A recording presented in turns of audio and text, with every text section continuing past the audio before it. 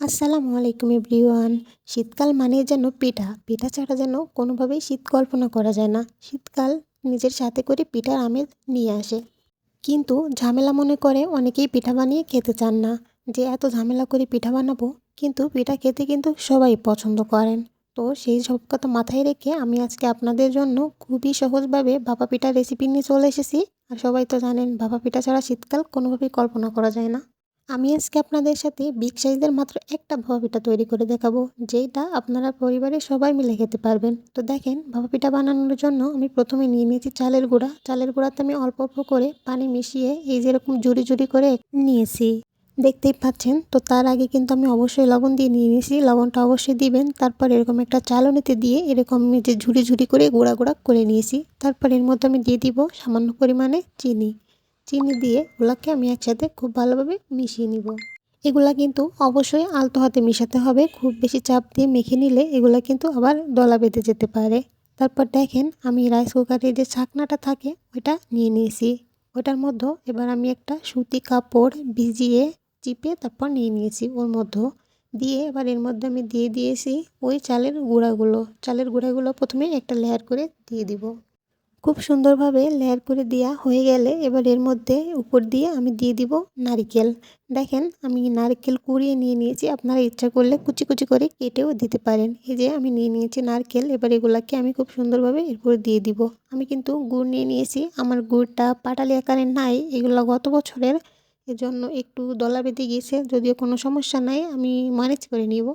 তারপরে দেখেন, আমি খুব সুন্দরভাবে গুড়গুলাকে চারিপাশ দিয়ে সুন্দরভাবে চিড়িয়ে নিব, মানে ছিটিয়ে নিব যে যা বলেন। তারপর এই যে এর উপর দিয়ে আমি আরেকটা লেয়ার করে আবারও চালের গুঁড়া দিয়ে দিয়েছি। সুন্দরভাবে এর উপর দিয়ে চালের গুঁড়া দেওয়া হয়ে গেলে আবারও আমি দিয়ে দিব নারিকেল, তারপর আবার দিয়ে দিব গুড়। এভাবে দিয়ে দিয়ে আমি 2 থেকে 3টা, মানে আমার যে কটা লেয়ার হয় সেগুলো করে নিব। আমার মোট 3টা লেয়ার হয়েছিল, তো আমি 3টা লেয়ারে এগুলো প্রস্তুত করে নিয়ে নিয়েছি। দেখেন, বেশ সুন্দরভাবে এগুলাকে আমি ঢেকে দিব, যাতে একদমই গুড় কিংবা নারিকেল কোনো কিছু বের হয়ে না আসে বাইরে। তারপর সুন্দরভাবে লেয়ারগুলো করা হয়ে গেলে চারিপাশ থেকে কাপড় দিয়ে আমি এগুলাকে সুন্দরভাবে ঢেকে দিব। দেখেন, দেখেই বোঝা যাচ্ছে একটা পিঠা হয়েছে। কত বড় একটা পিঠা! আপনারাও কিন্তু বাড়িতে ঠিক এভাবে বানিয়ে নিতে পারবেন। তো পুরো ভিডিওটা দেখতে থাকুন, আশা করি খুব ভালো লাগবে। তো দেখেন, আমি খুব সুন্দরভাবে কাপড় দিয়ে মুড়িয়ে নিয়ে নিয়েছি।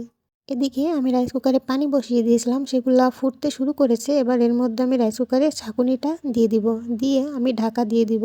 40 মিনিট মতো সময় লাগবে, যেহেতু বেশ বড় একটা পিঠা। তো এবারে আমি সুইচটা অন করে দিয়ে দিয়েছি। সুইচটা তো অনই ছিল, যাই হোক। এবার 40 মিনিট পর আমি ফিরে আসছি। দেখেন আমার পিঠাটা কেমন হয়েছে।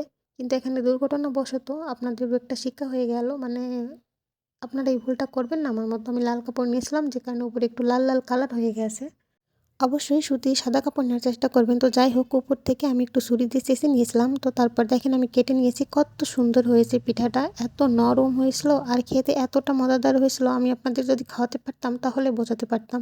অবশ্যই বাড়িতে এভাবে বানাবেন আর পরিবারের সবাই মিলে পিঠাপুলি উৎসব উদযাপন করবেন। এখন তো শীতকাল, পিঠা ছাড়া তো শীতকাল কোনোভাবেই কল্পনা করা যায় না। তো বাড়িতে বসেই যদি এভাবে খুব সুন্দরভাবে কোনো ঝামেলা ছাড়াই রাইস কুকারে যদি বানিয়ে নেওয়া যায়, তাহলে তো কোনো কথাই নেই। গ্রাম অঞ্চল বা শহর অঞ্চলে যারাই থাকেন না কেন, এখন রাইস কুকার সবার ঘরে ঘরে আছে। তো সবাই খুব সুন্দরভাবে বানিয়ে নিতে পারবেন কোনো রকম ঝামেলা ছাড়া। রাইস কুকার না থাকলেও চুলায় পানি দিয়ে এভাবে ভাপিয়ে নিতে পারেন, কোনো সমস্যা হবে না। সবাই ভালো থাকবেন, সুস্থ থাকবেন। আল্লাহ হাফেজ।